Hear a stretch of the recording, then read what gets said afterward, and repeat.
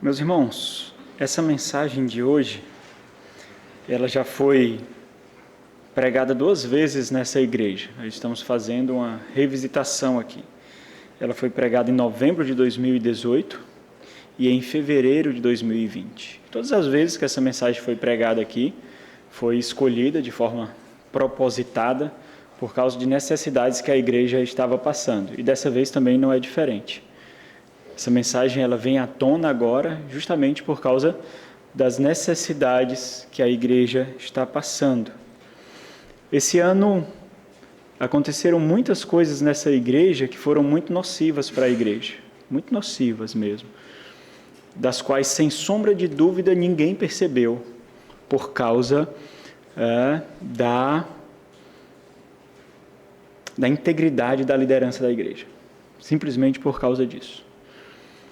Comportamentos inadequados, posturas inadequadas. Por isso, até o final do ano, os irmãos vão ver muitas mudanças acontecendo nessa igreja para eliminar um câncer que tem nascido na igreja.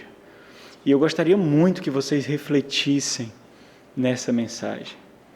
Quando apenas, irmãos, nós pegamos termos e os tornamos sem valor, é muito perigoso. Diversas vezes aqui tem coisas que os irmãos escutam saindo desse púlpito aqui. E não é levianamente. Por exemplo, os irmãos escutam saindo desse púlpito que nós devemos ser crentes intencionais. Nós somos uma igreja intencional. Isso significa avaliar cada comportamento, cada ação, cada postura, cada um. Os irmãos já escutaram sair desse púlpito diversas vezes o fato de que nós não devemos nos acostumar com o sagrado. Aumenta o microfone aqui, por favor. Neto, fica lá na mesa de som, por favor. Os irmãos já ouviram várias vezes aqui que nós não devemos nos acostumar com o sagrado. Nós não devemos. Porque quando nós nos acostumamos com o sagrado, nós tornamos leviana a caminhada. Os irmãos já ouviram várias vezes isso. Os irmãos já ouviram várias vezes aqui que nós devemos suspeitar de nós mesmos. Existe um propósito para isso. Isso sai de um princípio bíblico. Nós devemos suspeitar de nós mesmos, das nossas posturas, dos nossos comportamentos. E essa mensagem é muito propício para o tempo que nós estamos vivendo aqui na igreja e para as mudanças que os irmãos inevitavelmente também observarão aqui na igreja, para que os irmãos entendam o propósito disso, o porquê disso. Então nós vamos ler um texto grande agora, porque eu quero sugar o máximo dessa mensagem. Nós poderíamos, assim como já preguei as outras vezes, fazer menção às referências bíblicas à medida que nós fomos expondo, mas eu vou ler o texto todo com vocês, segunda de Samuel, capítulo 11, para que os irmãos entendam tudo e à medida que for acontecendo aqui a exposição, então os irmãos absorvam mais. Segundo livro de Samuel, capítulo 11, a partir do versículo 1, diz assim: Decorrido 1 ano, no tempo em que os reis costumavam sair para a guerra, enviou Davi a Joabe e seus servos, com ele e a todo Israel, que destruíram os filhos de Amon e sitiaram Rabá. Porém, Davi ficou em Jerusalém. Uma tarde, levantou-se Davi do seu leito e andava passeando no terraço da casa real. Daí viu uma mulher que estava tomando banho, era muito formosa. Davi mandou perguntar quem era. Disseram-lhe: é Batseba, filha de Eliã e mulher de Urias, o heteu. Então enviou Davi mensageiros que a trouxessem. Ela veio, e ele se deitou com ela. Tendo-se ela purificado da sua imundícia, voltou para a sua casa. A mulher concebeu e mandou dizer a Davi: estou grávida. Então enviou Davi mensageiros a Joabe, dizendo: manda-me Urias, o heteu. Joabe enviou Urias a Davi. Vindo, pois, Urias a Davi, perguntou este como passava Joabe, como se achava o povo, como ia a guerra. e como ia à guerra. Depois disse Davi a Urias: desce à tua casa e lava os pés. Saindo Urias da casa real, logo se lhe seguiu um presente do rei. Porém Urias se deitou à porta da casa real com todos os servos do seu senhor, e não desceu para a sua casa. Fizeram-no saber a Davi, dizendo: Urias não desceu à sua casa. Então disse Davi a Urias: não vens tu de uma jornada? Por que não desceste à tua casa? Respondeu Urias a Davi: a arca, Israel e Judá ficam em tendas. Joabe, meu senhor, e os servos de meu senhor estão acampados ao ar livre. E hei de eu entrar na minha casa para comer e beber e para me deitar com minha mulher? Tão certo como tu vives e como vive a tua alma, não farei tal coisa. Então disse Davi a Urias: demora-te aqui ainda hoje, e amanhã te despedirei. Urias, pois, ficou em Jerusalém aquela noite e o seguinte. Davi o convocou, e comeu e bebeu diante dele, e o embebedou. À tarde saiu Urias a deitar-se na sua cama, com os servos de seu senhor, porém não desceu à sua casa. Pela manhã Davi escreveu uma carta a Joabe e lhe a mandou por mão de Urias. Escreveu na carta, dizendo: ponde Urias na frente da maior força da peleja e deixai-o sozinho, para que seja ferido e morra. Tendo, pois, Joabe sitiado a cidade, pôs a Urias no lugar onde sabia que estavam homens valentes. Saindo os homens da cidade e pelejando com Joabe, caíram alguns do povo, dos servos de Davi, e morreu também Urias, o heteu. Então Joabe enviou notícias e fez saber a Davi tudo o que se dera na batalha. Deu ordem ao mensageiro, dizendo: se ao terminares de contar ao rei os acontecimentos dessa peleja, suceder que ele se encolerize e te diga: por que vos gastastes assim chegastes assim perto da cidade a pelejar? Não sabeis vós que havia de atirar do muro? Quem feriu a Abimeleque, filho de Jerubuzete? Não lançou uma mulher sobre ele do muro um pedaço de mó corredor, de que morreu em Tebes? Porque vos chegastes ao muro? Então dirás: também morreu teu servo Urias, o heteu. Partiu o mensageiro e, chegando, fez saber a Davi tudo o que Joabe lhe havia mandado dizer. Disse o mensageiro a Davi: na verdade, aqueles homens foram mais poderosos do que nós e saíram contra nós ao campo, porém nós fomos contra eles até a entrada da porta. Então os flecheiros do alto do muro atiraram contra os teus servos, e morreram alguns dos servos do rei, e também morreu o teu servo Urias, o heteu. Disse Davi ao mensageiro: assim dirás a Joabe: não pareça isto mal aos teus olhos, pois a espada devorará tanto este como aquele. Intensifica a tua peleja contra a cidade e derrota, e tu anima a Joabe. Ouvindo, pois, a mulher de Urias que seu marido era morto, ela o pranteou. Passado o luto, Davi mandou buscá-la e a trouxe para o palácio. Tornou-se ela sua mulher e lhe deu à luz um filho. Porém, isto que Davi fizera foi mal aos olhos do Senhor. O Senhor enviou Natã a Davi. Chegando Natã a Davi, disse-lhe: havia numa cidade 2 homens, um rico e outro pobre. Tinha o rico ovelhas e gados em grande número, mas o pobre não tinha coisa nenhuma, senão uma cordeirinha que comprara e criara, e que em sua casa crescera junto com seus filhos. Comia do seu bocado e do seu copo bebia, dormia nos seus braços e a tinha como filha. Vindo o viajante ao homem rico, não quis este tomar suas ovelhas e do gado para dar de comer ao viajante que viera a ele, mas tomou a cordeirinha do homem pobre e a preparou para o homem que lhe havia chegado. Então O furor de Davi se acendeu sobremaneira contra aquele homem e disse a Natã: tão certo como vive o Senhor, o homem que fez isso deve ser morto. E pela cordeirinha restituirá 4 vezes, porque fez tal coisa e porque não se compadeceu. Então disse Natã a Davi: tu és o homem.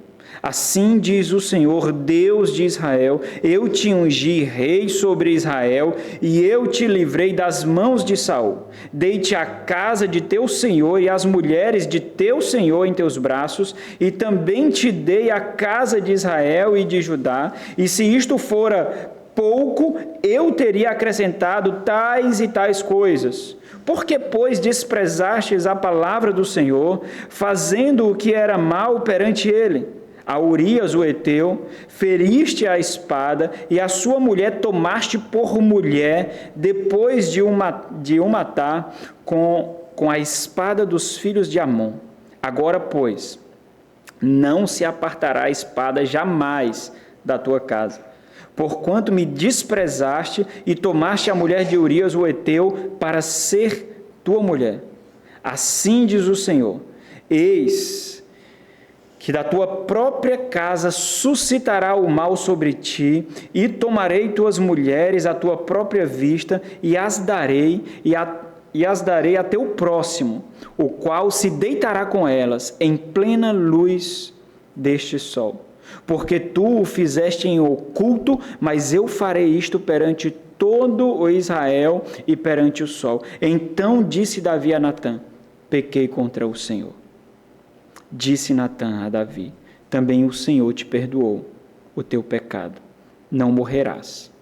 Mas, posto que com isto deste motivo a que blasfemassem os inimigos do Senhor, também o filho que te nasceu morrerás. Então Natã foi para a sua casa.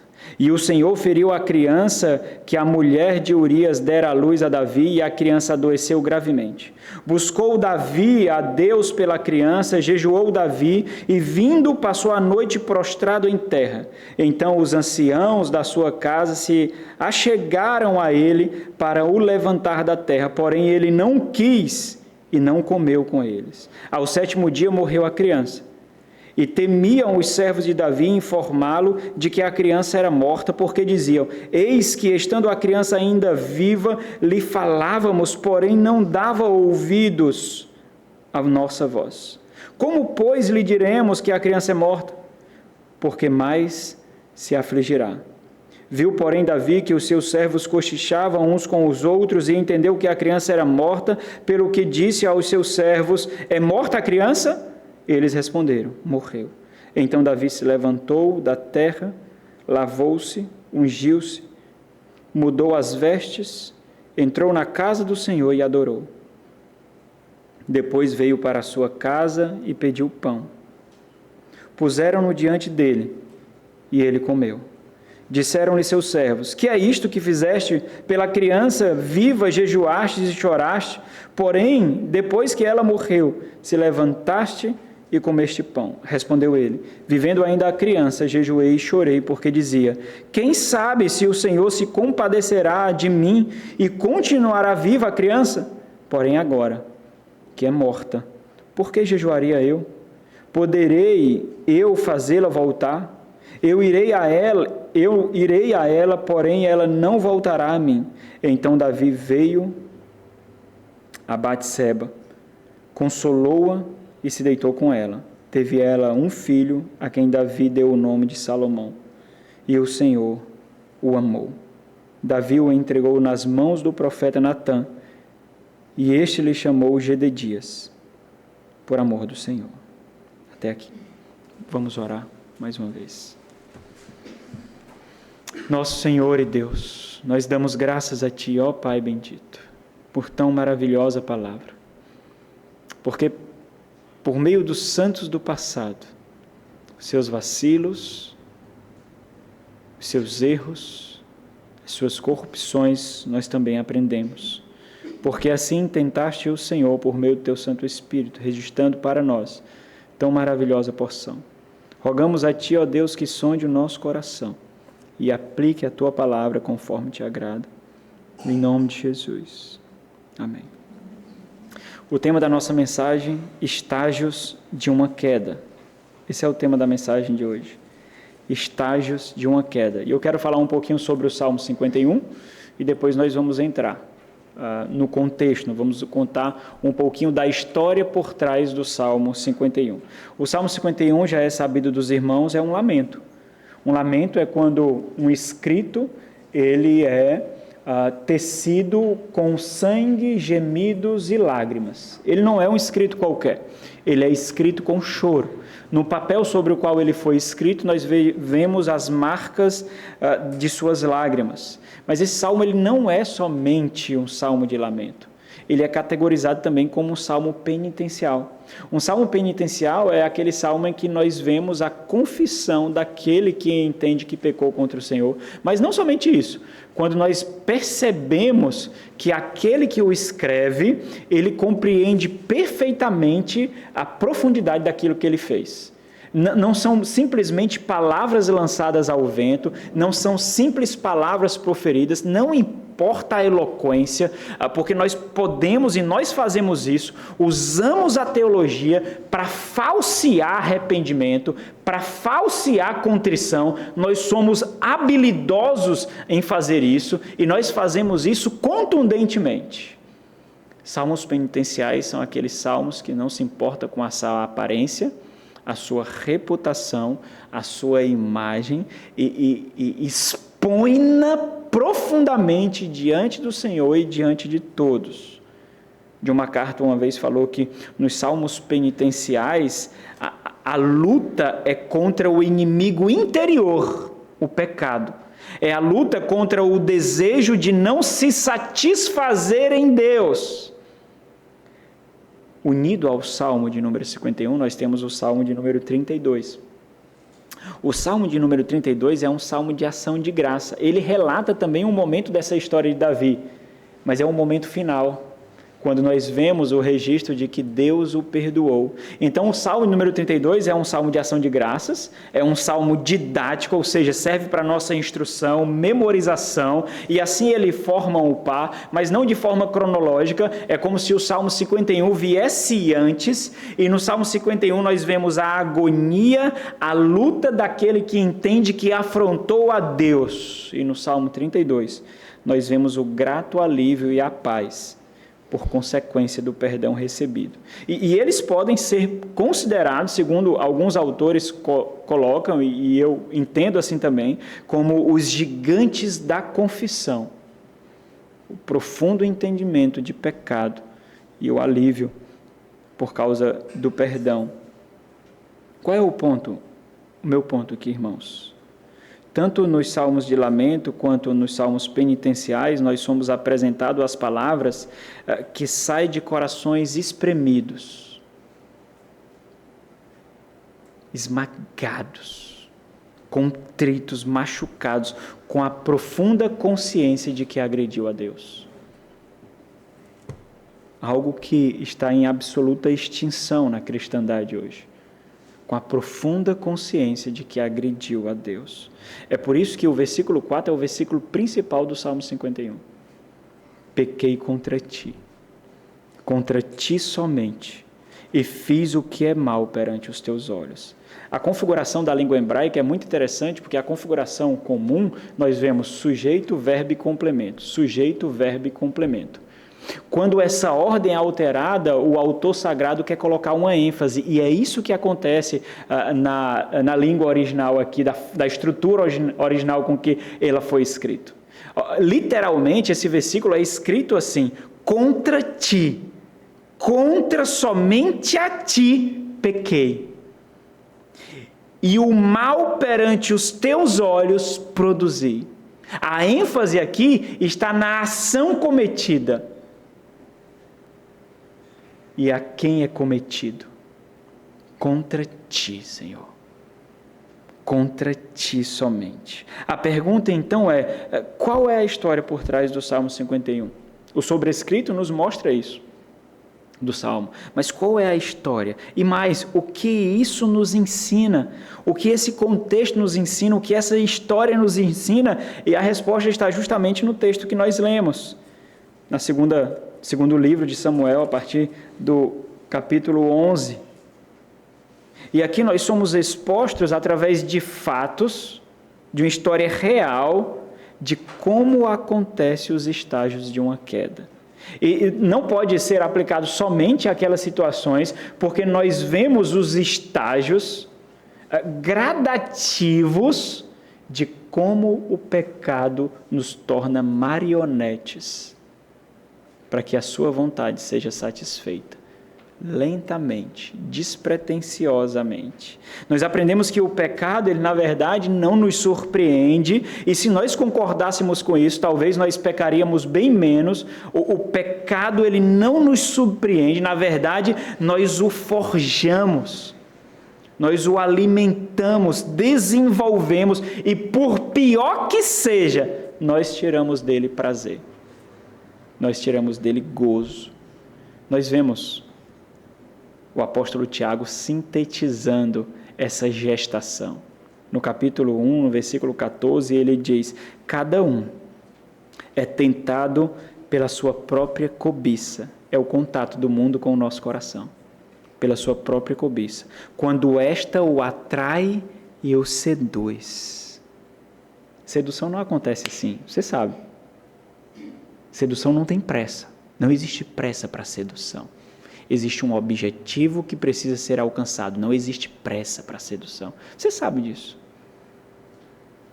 Então, a cobiça, depois de haver concebido, é a gestação, ela dá à luz o pecado.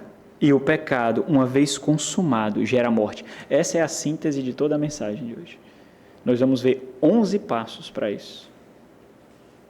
O primeiro, 2 Samuel 11:1, é a negligência. Existem expectativas a seu respeito. Você sabe disso. Existem expectativas a respeito. Quando você faz uma profissão de fé e diz: eu sou crente em Jesus Cristo, eu nasci de novo, existe uma expectativa a seu respeito. Quando você é pactuado com a igreja local, existe uma expectativa a seu respeito. Não é de forma aleatória que nós esperamos um tipo de comportamento, um tipo de conduta, um tipo de disposição, um nível de compromisso. Não é aleatório. Isso acontece com todos os níveis de relacionamento, seja acadêmicos ou profissionais, ou de qualquer nível de relacionamento social. Na igreja isso é intensificado. A negligência dá à luz, a negligência às nossas expectativas. Quando as nossas responsabilidades são negligenciadas, nós abrimos uma porta que nós deveríamos proteger. E isso é o início de tudo. Assim aconteceu com Davi. O texto, o versículo 1, ele cria todo um contexto para a gente, para deixar nitidamente claro que Davi foi negligente com aquilo que era esperado dele pela função que ele ocupava ali. Aqui é o resumo. Olha o versículo 1. Decorrido 1 ano, no tempo em que os reis costumavam sair para a guerra, quem era Davi? Rei. Davi deveria fazer o quê? Sair para a guerra. No tempo em que os reis costumavam sair para a guerra, enviou Davi a Joabe e seus servos com ele, e a todo Israel, que destruísse os filhos de Amon e sitiaram Rabá. Porém, Davi ficou em Jerusalém. Então, existe um detalhe muito importante nessa narrativa aqui, que por não conhecer o contexto todo da história, até esse ponto vai passar desapercebido. Mas até aqui, irmãos, até esse relato, toda a narrativa da história de Davi apresentou Davi como um herói íntegro, honesto e devoto a Deus. Até aqui. Se você ler toda a história de Davi até esse ponto, o relato todo apresentou Davi como um homem íntegro, honesto, um herói e devoto a Deus. E algo acontece aqui. E começou com a sua negligência. Observa essa porta de abertura. A negligência dos seus papéis, do seu compromisso, da sua responsabilidade, daquilo que é esperado de você. Então, quando nós negligenciamos nossos deveres, aquilo que é esperado de nós, quando nós baixamos as guardas, nós ficamos completamente suscetíveis ao erro. Quando nós quebramos padrões que fazem parte da nossa história, o cristão ele não é conhecido por quebrar padrões, irmãos, por quebrar tradições. Cristãos não são conhecidos por mudar costumes, principalmente aqueles que expõem nitidamente uma ética judaica cristã, uma ética escriturística. A negligência, então, o levou ao quê? A ociosidade. Esse é o segundo estágio. Ociosidade, no versículo 2. E a ociosidade oferece ocasião ao pecado. Os preguiçosos sabem disso. Os procrastinadores sabem disso. A ociosidade leva a ocasião ao pecado. Uma tarde sem nada para fazer, um rei que deveria proteger a sua nação, um guerreiro que deveria guerrear, uma tarde levantou-se Davi do seu leito e andava passeando. A ideia é de que ele andava sem rumo, sem direção, no terraço. O terraço aqui é a parte superior da construção do palácio da casa real. Daí viu uma mulher que estava tomando banho. Foi por acaso? Não, não foi por acaso. Qual foram as mãos que o guiou? A ociosidade e a negligência. Duas mãos. Ociosidade e a negligência guiaram até o terraço superior para que o pecado fosse intensificado. Daí viu uma mulher que estava tomando banho. Ela era muito formosa. A ideia aqui é de que ela era agradabilíssima aos olhos. A beleza encantava os olhos. Então, existem alguns, e eu falo isso só para efeito de informação, existem alguns aqui que colocam Batseba como alguém que intencionalmente armou para seduzir Davi. Isso é absurdo, irmãos. Não existe nada no texto que corrobore essa ideia. Nada, nada. Especialmente porque depois dela ter relação sexual com Davi, o texto diz claramente que ela foi se limpar de sua impureza. Não existe nada no texto que coloque isso. Nada. E se ainda fosse dessa forma, e nada isso eximiria Davi de sua culpa. Nada. Nada mesmo. Se não fosse a negligência e a ociosidade, ele não tinha cometido esse pecado. Bom, fechando parênteses. Agora observa aqui a falta de intencionalidade. O que a falta de intencionalidade faz, irmãos? Transforma coisas boas em armadilhas perigosas. A falta de intencionalidade. Aqui a falta de intencionalidade nos faz armar ciladas contra nós mesmos. Contra nós mesmos. A mente, o coração e especialmente os olhos de Davi foram agentes de engano para ele mesmo. Aqui, irmãos, não foi a beleza da mulher que o fez pecar. Não foi a beleza da mulher, mas ele próprio foi o arquiteto de sua queda, deixando de cumprir as suas responsabilidades, ele sabotou a integridade da sua espiritualidade. Foi ele aqui. E então, o terceiro estágio, a gestação do pecado, no versículo 3. Davi mandou perguntar quem era. Disseram-lhe, é Batseba, filho de Eliã. E é importante entender a nomenclatura hebraica, os nomes próprios hebraicos. Os nomes próprios, na cultura veterotestamentária, na cultura hebraica, têm um significado. As pessoas não davam o nome procurando numa lista de nomes, não, como muitos fazem hoje, na internet, ou porque assistiu um filme, ou porque viu em algum livro e achou interessante, ou porque está na moda. As pessoas não davam nome assim. Os nomes ou eram proféticos, ou eram como expressão de voto, e especialmente descreviam as características daquela pessoa. Qual era o nome? O que Eliã significa? Olha o que Eliã significa. Para a gente não tem esse significado claro, não.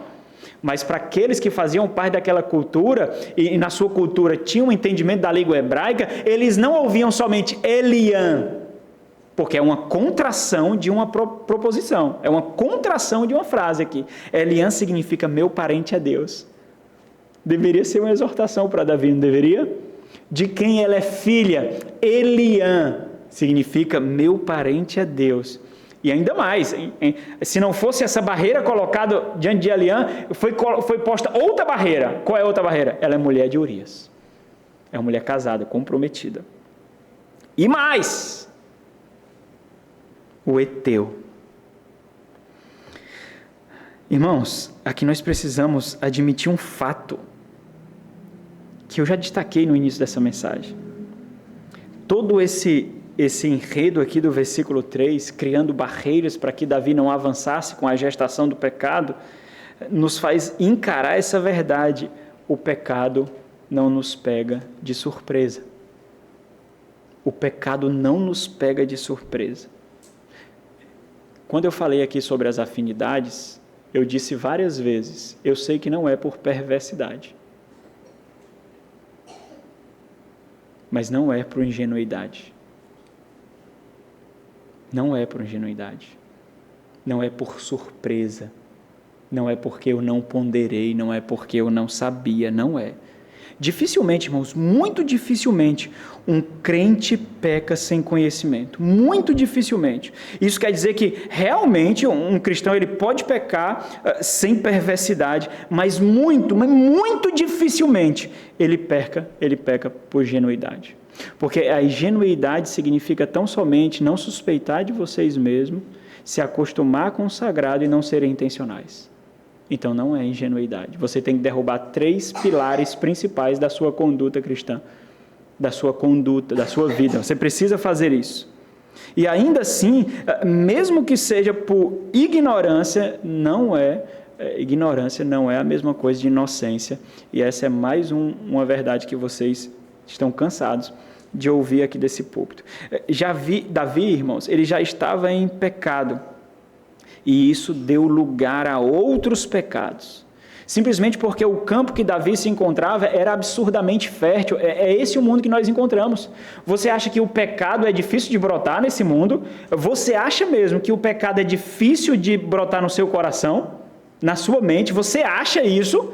Você sabe que não é. Você sabe que o seu coração, a sua mente, esse mundo é um local fertilíssimo para a produção do pecado. Você sabe disso. Você tem plena convicção disso. Você, mulher, eu tenho certeza que você luta para não ser sensual. Eu tenho certeza absoluta que é uma luta para você não mostrar os seus dotes físicos, assim como é uma luta para os homens não desejá-las de forma alguma, não desejá-las. É por isso que nós chamamos irmãs de irmãs. É por isso, você não sabia não? Porque a gente chama de irmãs? É por causa disso também, porque é a nossa irmã. Não é para ser desejada, é para ser protegida, cuidada. Não importa se é jovem ou adulta, não importa. É irmã. É para ser protegida e cuidada, amparada. Para nós nos lembrarmos como exortação a nós mesmos. Você sabe como o seu coração é fértil para isso. Você sabe disso muito bem, fertilíssimo. E esse era o campo que Davi estava. Ora, nessa altura já havia nascido outra coisa. O quê? Insensibilidade. Esse é o 4º estágio. Capítulo 4, versículo 4. A insensibilidade. E é a insensibilidade que nos deixa completamente vulneráveis.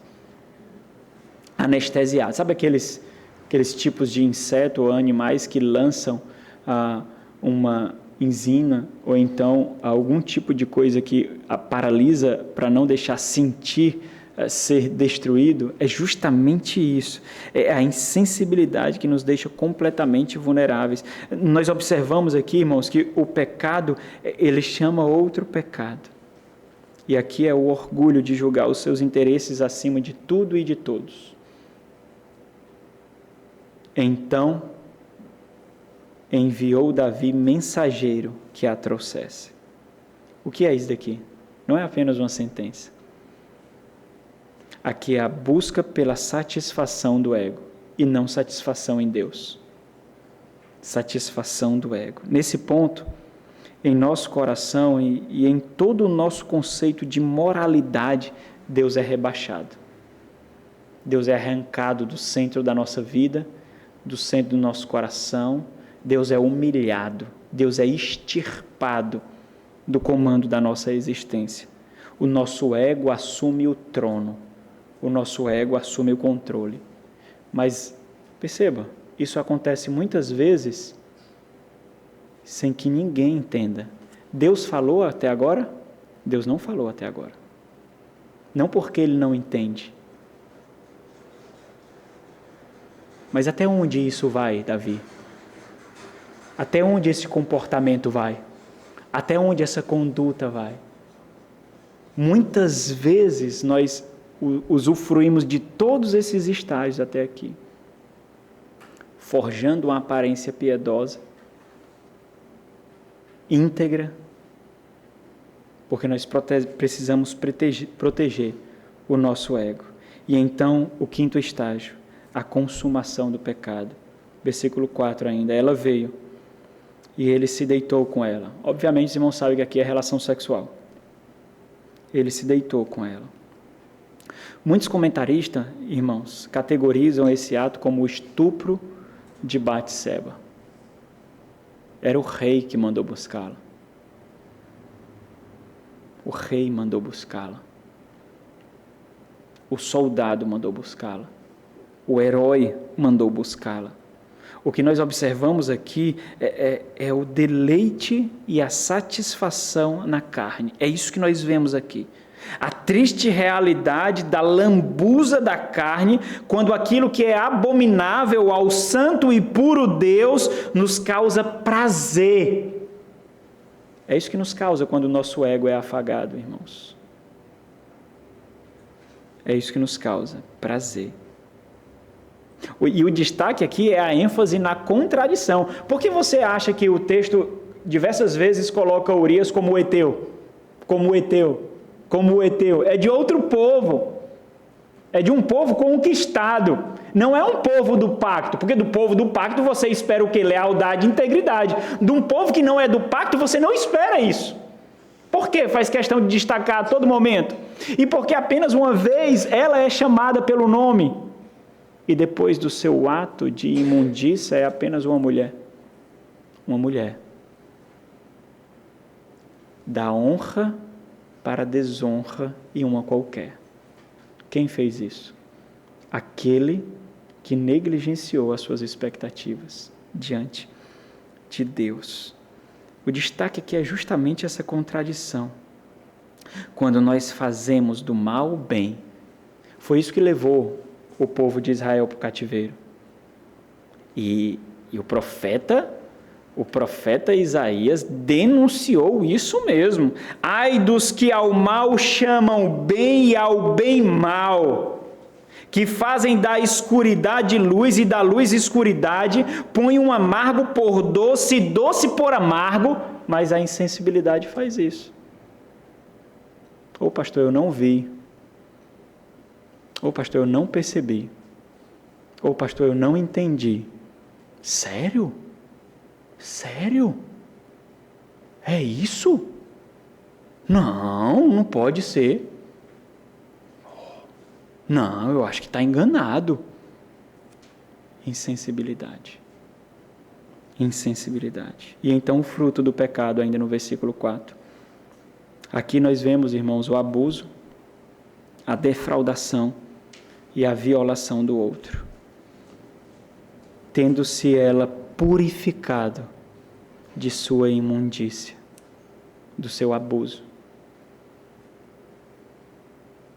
por ser alvo daquele que deveria protegê-la. É isso que é esperado de vocês, proteção. Proteção um do outro.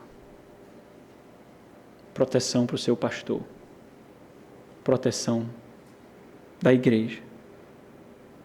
Tendo-se ela purificado da sua imundícia, voltou para a sua casa.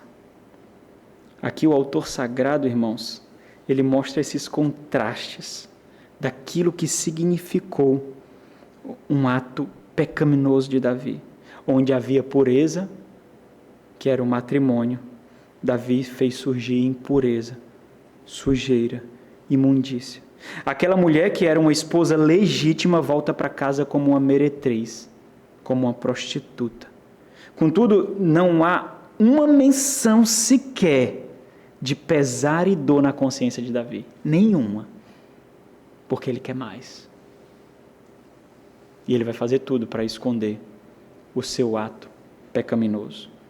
E aí vem o 7º estágio. As consequências. Versículo 5. A consequência é uma síntese porque é a deturpação do ideal de Deus. A mulher, a ideia aqui já não é a Batseba, mulher de Urias, mas é uma qualquer, por isso que não chamada pelo nome. A mulher, ela concebeu, ela ficou grávida e mandou dizer a Davi. Então não há dúvida, irmãos, de que os filhos são bênção de Deus. Não há dúvida, não importa se foi um estupro, não importa se não foi planejado, não importa. Filhos são uma bênção de Deus. Isso é fato. Contudo, não é isso que essa criança lembraria a Davi e a Batseba, diante de todo esse relato que nós tivemos. Essa criança seria um lembrete da desordem, da inversão de valores, da corrupção do ideal de Deus para o nascimento, da necessidade de arrependimento. Tanto que é justamente isso que acontece quando Deus não permite que a criança viva, mostrando as consequências do pecado: sofrimento, dor e morte. Essas são as consequências do pecado, irmãos. Sofrimento, dor e morte. E então nós vemos mais um estágio tomando conta daquele que peca contra o Senhor. A cegueira, do versículo 6 ao versículo 13.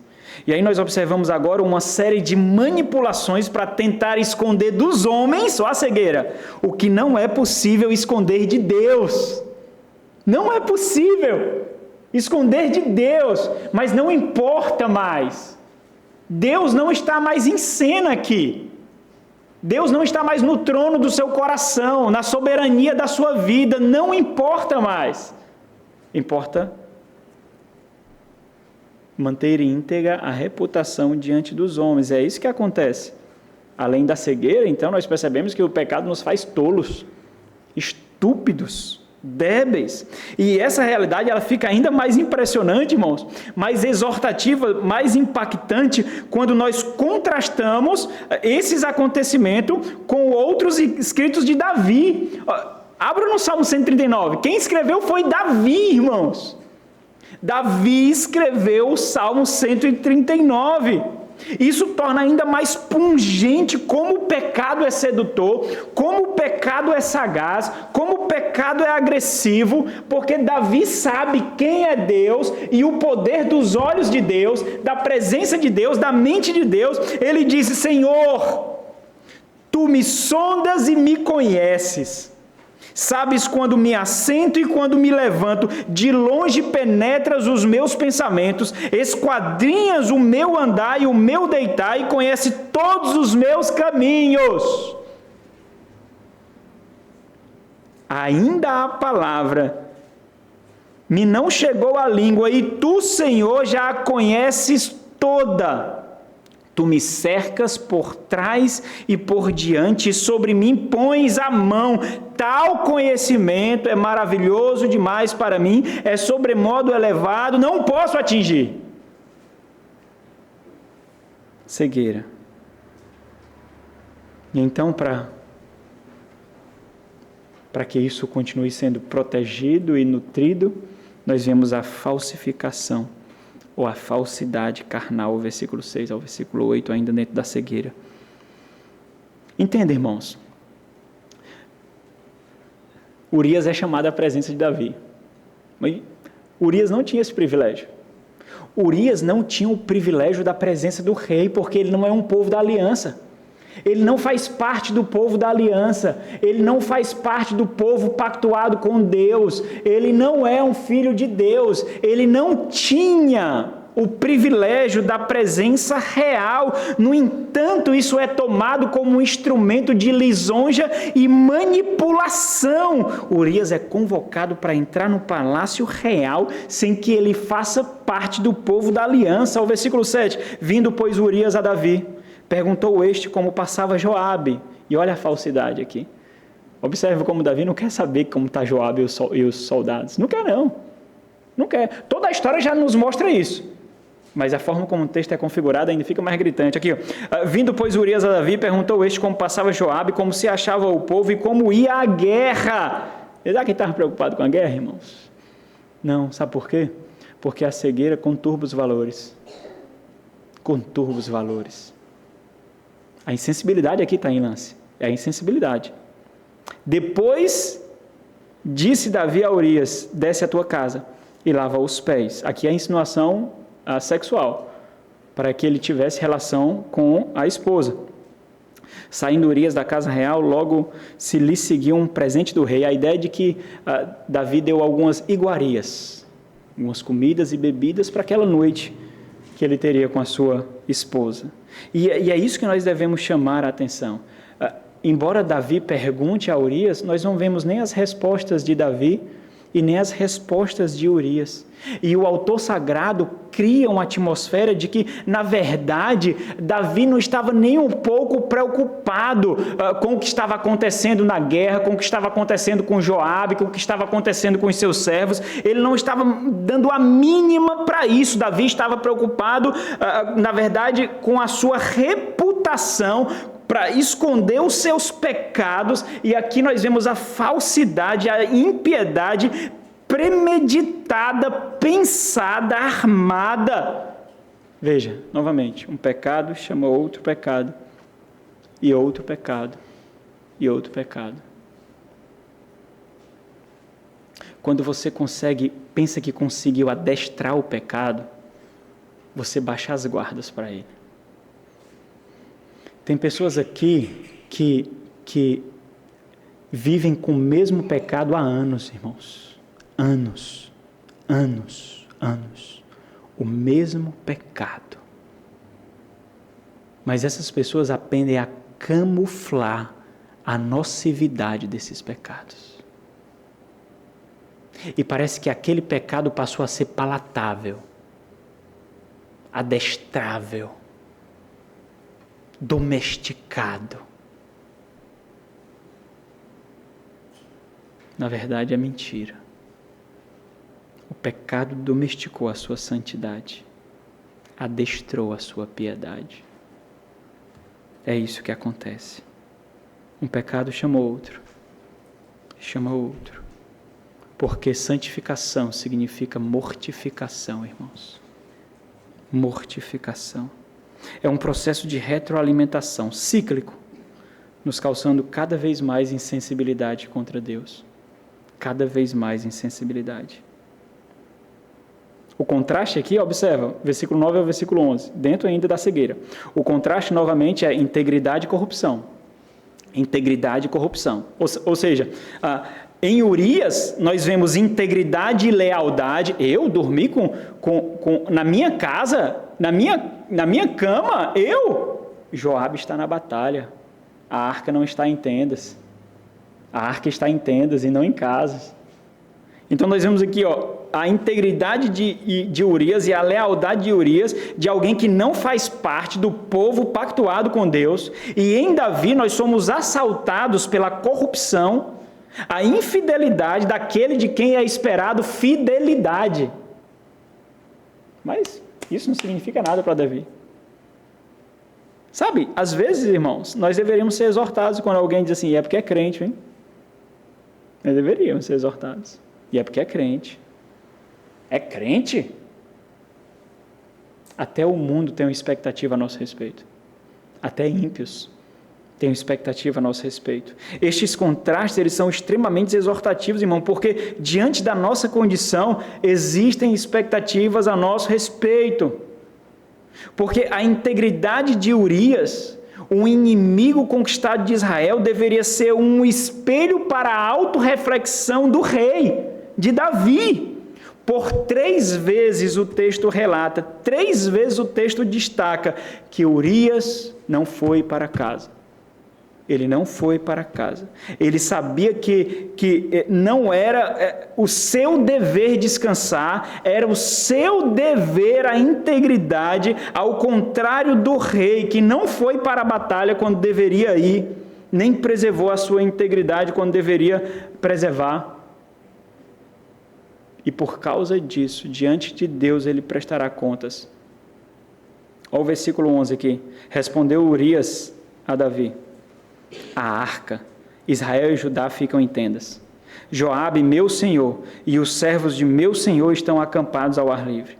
E hei de eu entrar na minha casa para comer e beber e para me deitar com minha mulher? Tão certo como tu vives. Olha aqui, sabe o que o Urias está fazendo aqui? Está apontando como fiador a integridade de quem? Tão certo como tu vives. Ele está pegando Davi como fiador confiável, valoroso, para mostrar o tamanho da sua lealdade e integridade. Mas Davi não era esse. Davi não era esse, não. Tão certo como tu vives e como vive a tua alma, não farei tal coisa. Nós poderíamos falar sobre o Nefesh aqui, sobre alma, que é o desejo por Deus, que é fome por Deus, que é inclinação para Deus. Mas porque aqui a alma de Davi não era desejosa para Deus não, nesse momento. Que é outro contraste aqui.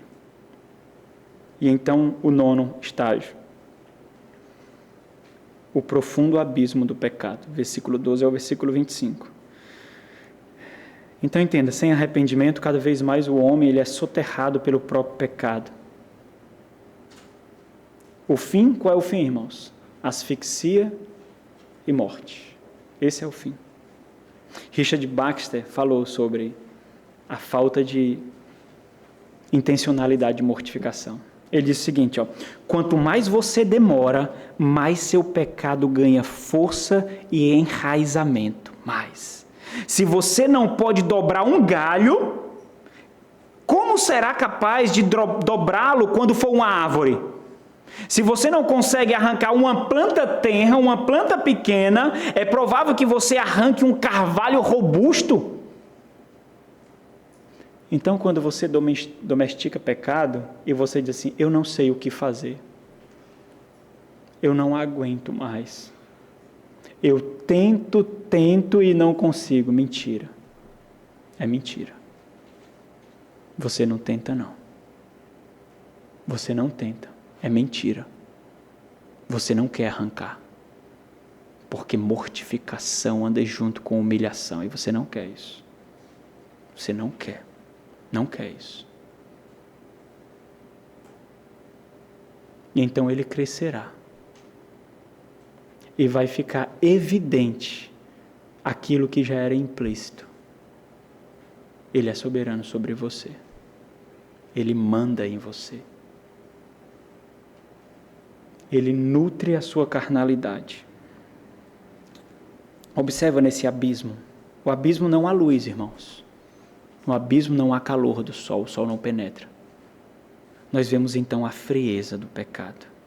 A quebra dos valores bíblicos, éticos e morais. Versículo 14. Pela manhã, Davi escreveu uma carta. Olha a maldade aqui. Ele escreveu uma carta a Joabe. E lhe mandou por mão de Urias. Vocês sabem o que é essa carta aqui? Era a sentença de morte de Urias. Davi mandou aquele que seria assassinado levar por suas próprias mãos o plano para o seu assassinato. É isso que você faz quando você não é intencional e coloca outros em armadilha. É isso que você faz. Você mata outros. Significa muita coisa fazer parte de uma igreja, irmãos. Significa dizer que outros são dependentes de nós. Você sabe disso, você é pai, você é mãe.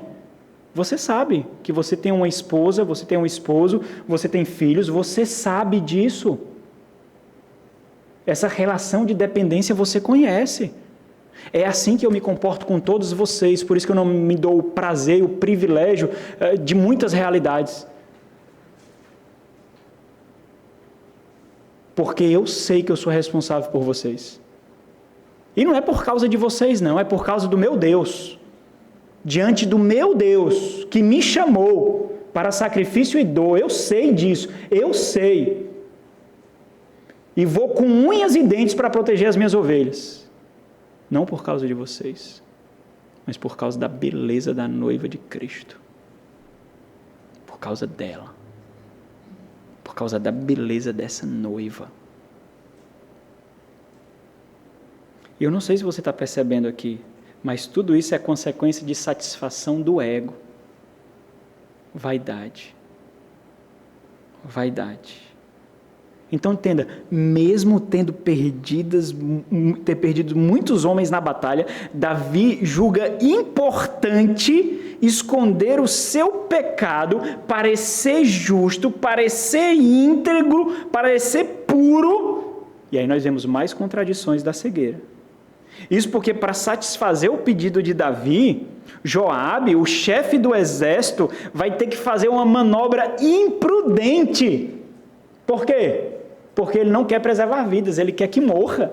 E um exército quer preservar vidas. Mas não. Na verdade, ele tem que causar a morte a pedido do rei. E como é que fica Joabe? Aqui pela resposta de Joabe, você vai ver que ele ficou com raiva. Então, quando ele apontar para a gente e dizer, você foi imprudente, você sabe que não deve chegar tão próximo da muralha assim. Você viu o que aconteceu com Abinadab, que do muro uma mulher lançou uma pedra e ele morreu, não chegue próximo da batalha. E aí Joabe diz, quando ele ficar irado então e apontar a nossa imprudência, diga quem é o imprudente. Urias morreu, é teu. Não é isso que acontece? É isso que acontece. Entende, irmãos? Ele é um soldado experiente. Um chefe não suporta perder os seus subordinados. Um comandante não suporta perder os seus soldados. Ele sabe que é responsável por eles. E o rei exige que um seja morto, mas para que um morra, outros precisam morrer. Joabe é um chefe de exército vitorioso, irmãos. As vitórias impostas sobre Davi são impostas sobre Joabe também. E aí depois nós vamos entender a crise que causou na vida de Joabe, que Salomão teve que requerer justiça. E aí nós vamos ver as consequências disso no coração de Joabe. Onde começou? Mas por causa da ordem do rei, ele precisou fazer o que foi.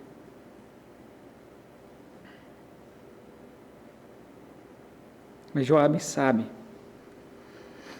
que o rei ficaria com raiva da derrota, a não ser se a carne do rei fosse satisfeita. Não foi assim que aconteceu? Foi assim que aconteceu. Irmãos, quando Davi fica irado e relata toda a imprudência de Joabe do exército, e então para acalmar Davi, o mensageiro enviado por Joabe disse, então dirás, quando ele ficar irado, também morreu teu servo Urias, teu servo Urias. Não foi aquele que tu mandou, não é aquele que tu querias justiça, foi o teu servo Urias, o heteu. Irmãos, quais deveriam ser as palavras de um rei aqui? Quais deveriam ser as palavras do servo de Deus nesse momento, sobre a morte de homens fiéis na batalha? Nós sabemos quais deveriam ser essas palavras. Você sabe quais deveriam ser essas palavras, mas não é isso que acontece. O pecado, ele inverte valores. Ele muda caminhos do coração. O pecado, ele causa mutação e deformação em nossas afeições. Ele corrompe lealdades. A sua lealdade não é mais com a igreja, não é mais com seu pastor, não é mais com Deus. Ele corrompe lealdades. O pecado faz isso. Então, quando ele diz, morreu o heteu Urias, disse, versículo 25, capítulo 11, disse Davi o mensageiro, assim dirás a Joabe. Olha aqui, irmãos, como isso é agressivo. Não pareça isto mal aos teus olhos. Não é isso que acontece? Quando nós somos surpreendidos por uma visita pastoral para expor o pecado? Não sabia. Não pareça isto mal aos teus olhos, pois a espada devora tanto este... O que é isso, irmãos? Manipulação. Racionalização. Nós começamos a ser pacifistas e prudentes. Mas acontece mesmo.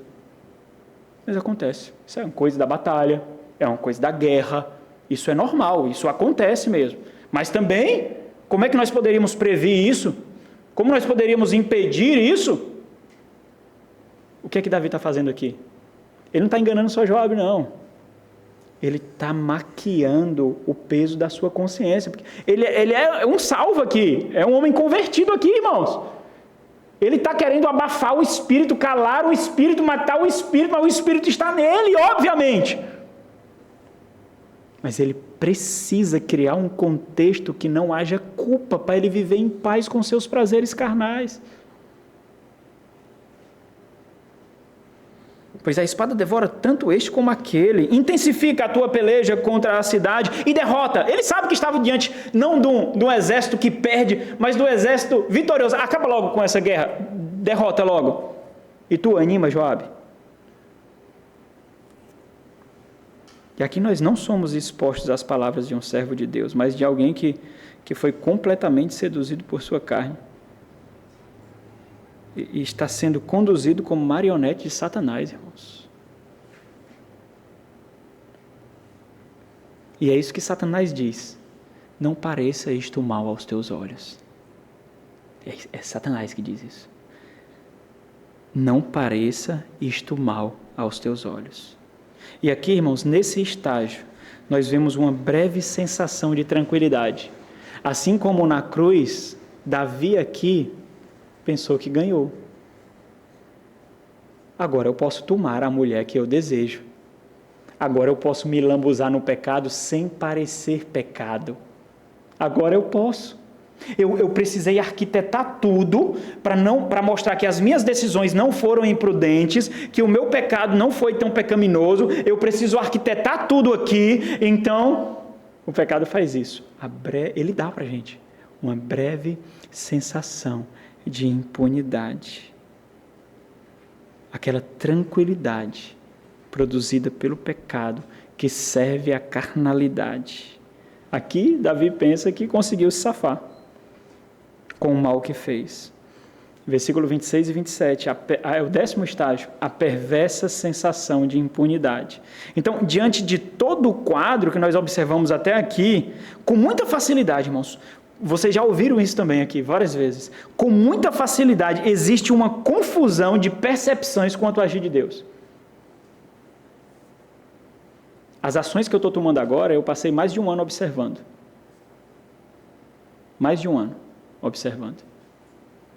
Mais de um ano. E é essa confusão que acontece aqui, irmãos. Isso acontece quando o castigo, a disciplina, não surge instantaneamente. Então nós corremos o risco de confundir misericórdia com impunidade. Quando a mão de Deus não pesa sobre nós, tão logo nós pecamos, não significa que Deus está cego, que a santidade e justiça de Deus falharam. Nós estamos tão somente desfrutando de um tempo pedagógico de misericórdia para contrição e arrependimento, para que nós vejamos aquilo. Contudo, infelizmente, não é dessa forma que nós geralmente enxergamos. Nós enxergamos, como Davi, mais oportunidade para pecar. Ninguém está vendo. Deus falou até aqui? Deus não falou até aqui. Até aqui Deus não falou, irmãos. Nós vemos o relato de Davi, até aqui Deus não falou nada. E isso é propositado por parte do autor sagrado. Deus não falou nada. é um teste de lealdade, provações da sua profissão. Eu amo o Senhor. Ama? Amo o Senhor. Eu amo a igreja. Eu amo o meu pastor. Eu amo os meus irmãos. Ama? Pois será provado. Vai ser provado isso. Isso é provado, irmãos. As nossas palavras têm peso. Versículo 27 do capítulo 11. Passado o luto, talvez 30 dias, foi o que foi para Arão e Moisés. Passado o luto, Davi mandou buscá-la e a trouxe para o palácio. Tornou-se ela sua mulher e lhe deu à luz um filho. Agora vem. Porém, a primeira menção a Deus. Porém, isto que Davi fizera foi mal aos olhos de Deus. A primeira menção a Deus, a essa altura, nenhuma menção foi feita sobre o Senhor. Nenhum momento sequer. A narrativa cria essa sensação de silêncio de Deus, mostrando justamente que pode até parecer que não, mas você prestará contas. Você prestará contas. Pode até parecer. Capítulo 12, versículo 14. Mas posto que com isto deste motivo, olha o que ele está falando aqui. Porque ele está apontando muito além do seu pecado. É o que o seu pecado faz para a proclamação da glória de Deus, daqueles que estão ao nosso redor. Mas posto que com isso deste motivo, a que blasfemassem os inimigos do Senhor, também o teu filho, que te nasceu, morrerá. Vocês sabem quais foram as consequências daqui para a vida de Davi, né? Estupro na família dele, morte na família dele, roubo de trono na família dele, incesto na família de Davi. Depois disso aqui, a vida, Deus disse, nunca mais se apartará a espada da tua família. Nunca mais se apartará a espada. Então, entenda, meu, os prazeres, as alegrias e os confortos do pecado, eles são temporais, irmãos. Eles não geram a verdadeira felicidade, embora estágios de felicidade possam ser experimentados.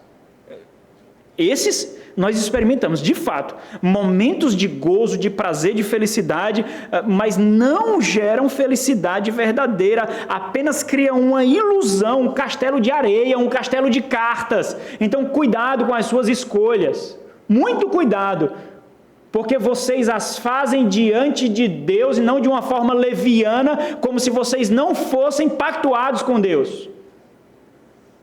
Muito cuidado. As nossas palavras têm um peso absurdo. Thomas Merton, um puritano, ele diz, primeiro praticamos o pecado, depois o defendemos, e depois nos gabamos dele. O pecado é primeiro o nosso fardo, depois nosso costume, depois nosso deleite, e então nossa excelência. Aqui Davi foi um profissional em pecar. E então o estágio final. Capítulo 12. Condenação e morte. Então entenda, Natan sabe quem é Davi. Natan sabe. Natan sabe como está o coração de Davi. Ele não podia simplesmente chegar, porque quando vocês acham que quando eu vou tratar pecados aqui agressivos, eu não dou umas pastorais antes, eu faço umas exortações antes. Por que eu faço isso? Acho que é porque eu quero dar indireta? Vocês acham que é porque eu não pensei? Acho que é por causa disso? Não. Eu preciso criar um contexto. Eu preciso baixar as guardas. Eu preciso preparar o coração. É por isso que eu faço isso. É por isso que eu não chego de uma hora para outra, simplesmente, você pecou. Posso fazer isso. A minha intenção é ganhar o coração, não é? A minha intenção é ganhar o coração. A minha intenção é encontrar pessoas de guardas baixas. Essa é a minha intenção. Então eu não posso simplesmente expor o pecado, eu preciso criar um contexto. Natan faz isso, irmãos. Ele sabe que não pode ir direto ao ponto de Davi. Ele sabe, Davi acabou de matar homens para esconder o seu pecado. Ele não está preocupado com Deus, irmãos. Ele acabou de matar. Natan sabe disso. Então Natan conta uma parábola. Havia um homem rico, muito rico, cheio de ovelhas e gados. E havia outro homem pobre. Esse homem não tinha nada sequer, somente uma cordeirinha. Era criado como filha. Comia do seu bocado, bebia no seu copo. Era a única que ele tinha. Esse homem rico recebe um viajante. O homem rico quer então mostrar a sua generosidade, mas não a seu custo, e quer oferecer um banquete para ele. Mas ele não quer, por causa da avareza, ele não quer utilizar das suas ovelhas e do seu gado. Mas com o poder que ele tem, ele toma do homem pobre. A única coisa que ele tem de valor. Davi fica irado, porque é fácil condenar os pecados dos outros. É fácil ver o cisco que está no olho do outro e não ver a trave que está no nosso. O Senhor Jesus disse isso, não disse? É fácil. É fácil nos irarmos, olha a conturbação de afeições. É fácil nos irarmos contra a falta de integridade do outro, ao mesmo tempo que nós protegemos a nossa falta de integridade. É fácil. É por isso que quando pecamos, nós lançamos cortinas de fumaça para mostrar o pecado de outros, para não olharem para nós.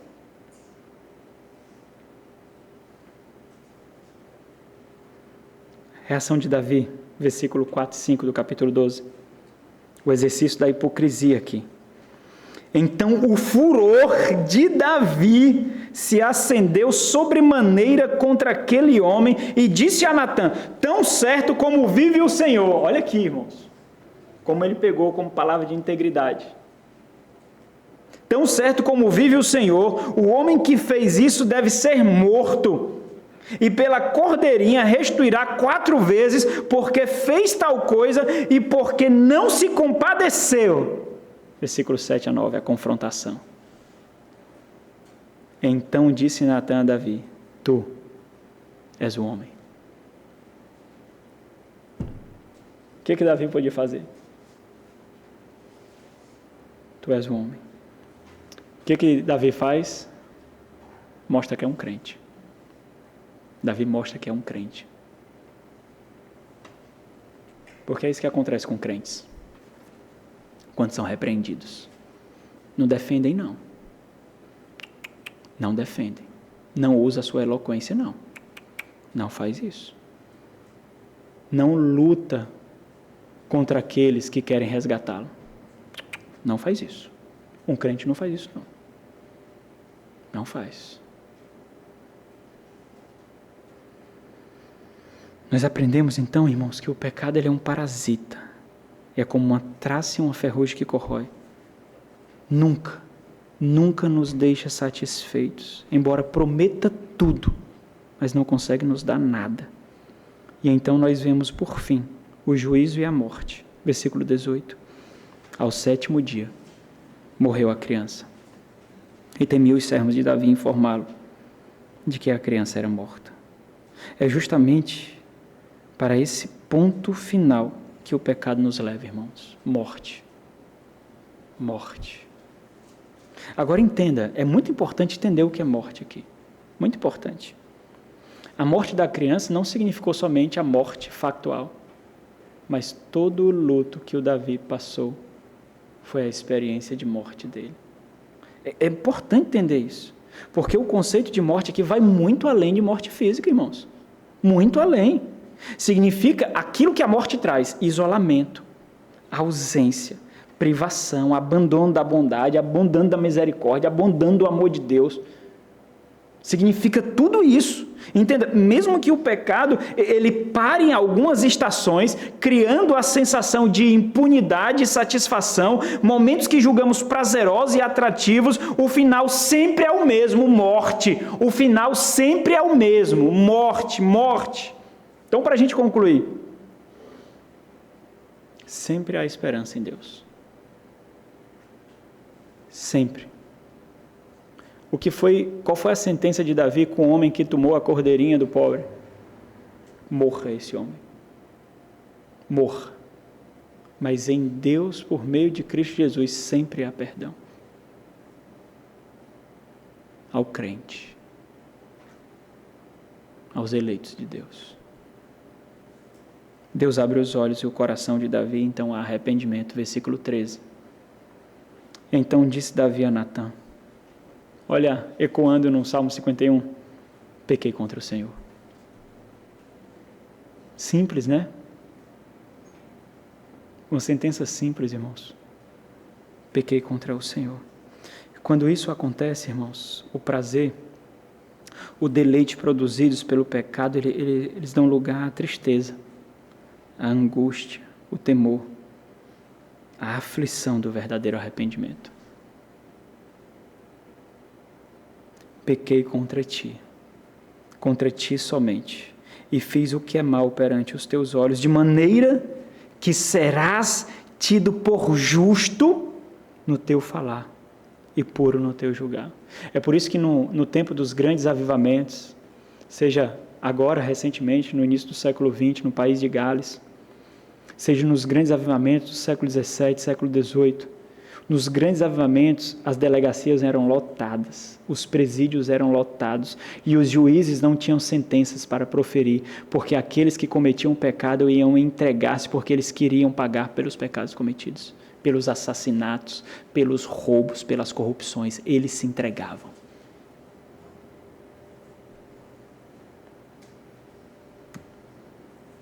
Então Deus revela a sua graça. Disse Natã a Davi, versículo 13, também o Senhor te perdoou do teu pecado, não morrerás. E esse é o verdadeiro arrependimento por meio do qual nasceu o Salmo 51. John Owen, ele nos alerta a uma disposição contínua nossa, vigilância, vigilância, vigilância. Quando ele diz, você mortifica, você faz disso o seu trabalho diário.